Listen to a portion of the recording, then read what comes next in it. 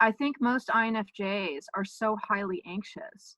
And that's the way we use the J to self-soothe our anxiety by bringing in the planning and organization. And the going with the flow, it's not that like we're actually that whimsical or that we're that spontaneous like an INFP where we're like, oh, there's so many different options. Let me just dance around with all of them. No, it's that we're trying to keep the harmony. You know, on our own, we have definite preferences. When you introduce a second person into it, we will chameleon to make them happy. And I think a lot of INFJs feel bad about that. Like, we feel weird that we're such chameleons, but that is the way we are wired. That is the way we are most ourselves, is to preserve harmony. INFPs, on the other hand, they can get very stubborn.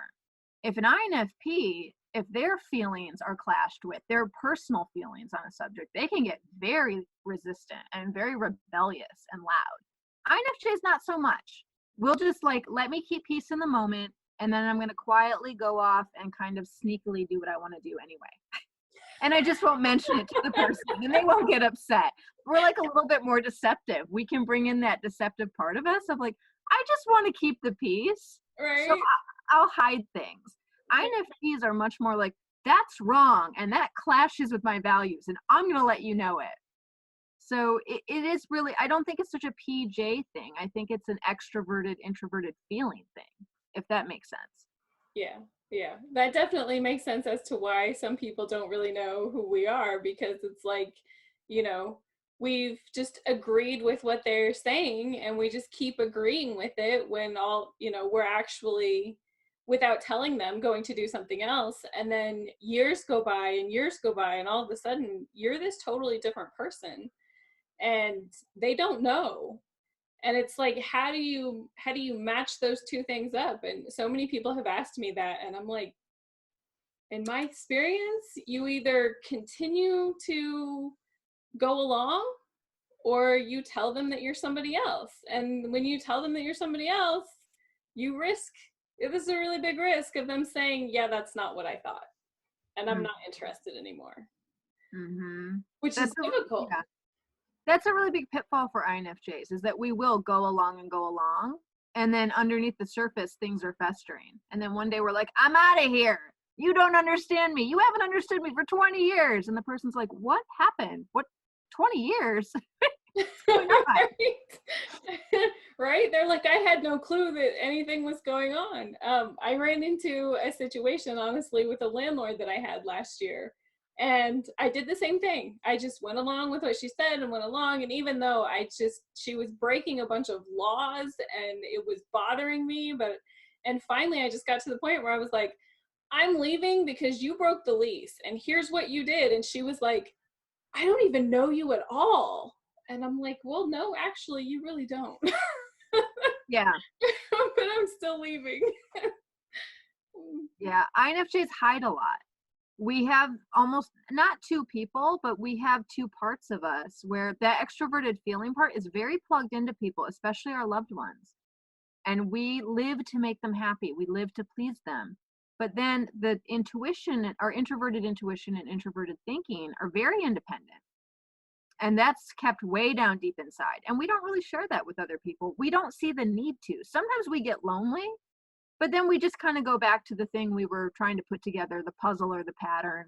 And it doesn't matter so much. So we do keep large parts of ourselves very deep inside. So how do you get past that? A lot of people calling it like you're being your authentic self. I wrote a blog post about it, about like being fake. And then a different blog post, I was talking about being manipulative, because it's almost like we are being manipulative, and not like in a bad way, and a lot of times not in an intentional way.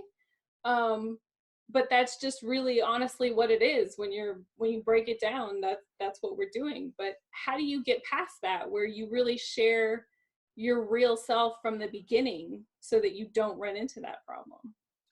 Well, that's the thing. I think you have to back up and look at the self-judgment piece. Is it a problem? If someone is like, I feel like no one in my life knows me, and I'm terrified of sharing parts of myself. I feel very lonely. I feel disconnected. I desperately want a girlfriend or boyfriend, and I can't make that connection, and I hate my life, then it's a problem. If you're like for me, it's not a problem. Parts of myself are deceptive, and that is when I'm being most myself. So I'm very different around my husband than I am with a client, than I am with my best friend. My husband's an INTJ, my best friend's an ENFJ.